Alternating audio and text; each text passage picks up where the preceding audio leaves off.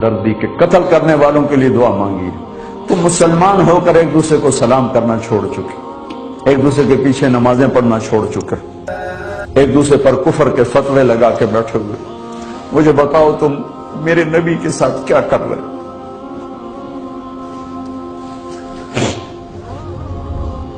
وہ تمہیں فرقوں میں بانٹ کر گئے تھے یا امت بنا کر گئے تھے؟ کیوں اس نادان کھیل میں اپنی زندگی برباد کرتے ہو؟ کیوں نہیں مسلمان بن کے رہتے ہو؟ اس امت میں اختلاف شروع سے ہے، ہمیشہ رہے گا، یہاں تک نہ جاؤ کہ ایک دوسرے پر کفر کے فتوے۔ جنت میں کون جائے گا؟ سنیوں نے کہا وہابی کافر، وہابیوں نے کہا سنی کافر، بریلیوں نے کہا دیوبندی کافر، دیوبندیوں نے کہا بریلوی کافر، شیعہ نے کہا سنی کافر، سنی نے کہا شیعہ کافر۔ جنت میں کون جائے گا؟ کچھ تو بھائیو میرے نبی کی محنت کی قدر کرو۔ میرے نبی تو غیروں کو اپنا بنانے آئے تھے، ہم نے اپنوں کو غیر بنا دیا۔ جو نفرت کی آگ وہاں بھڑک رہی ہے، یہاں مت بھڑکاؤ۔ جاؤ میرے دیس میں دیکھو کتنے سر کٹ چکے، کتنے سہاگ اجڑ گئے، کتنی مائیں بے آسرا ہو گئیں، کتنی جوان بیٹیوں کی مانگ ویران ہو گئی۔ کیا اسی کا نام اسلام ہے؟ اسی کا نام عشق رسول ہے؟ اسی وہ دین کہتے ہیں؟ ایک دوسرے کی مسجدوں میں نہیں جاتے ہو، ایک دوسرے کے پیچھے نمازیں نہیں پڑھتے ہو، جنت کے ٹھیکیدار بن گئے ہو۔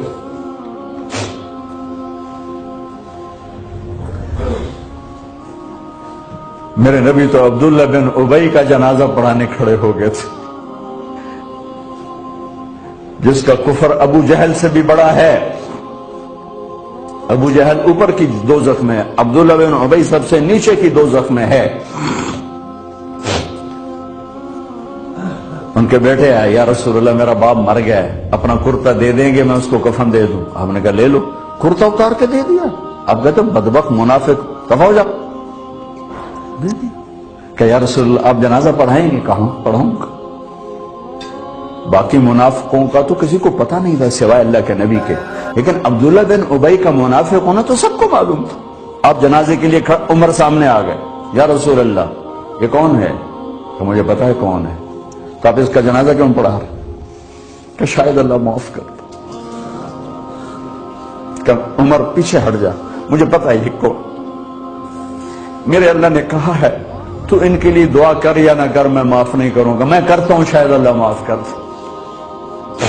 پھر فرمایا کہ میرے اللہ نے کہا اگر تو 70 دفعہ بھی ان کے لیے دعا کر تو میں معاف نہیں کروں گا۔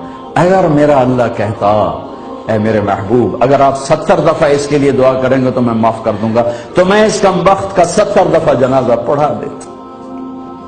مجھے بتاؤ تم کہاں سے یہ دین لے کر آئے ہو جس میں تم فرقوں میں بٹ گئے ہو، نفرتوں کی آگ تم نے لگا دی ہے؟ یہ کہاں سے اسلام آیا ہے؟ میں تمہیں اللہ اس کے رسول کا واسطہ دیتا ہوں، امت بن کے رہو، مسلم بن کے رہو، کوئی گنجائش نہیں، اپنے اپنے عقیدے پر پکے رہو، دوسرے کے لیے گنجائش رکھو۔ کیوں اس قدر ظلم و ستم ڈھائے ہوئے ہیں؟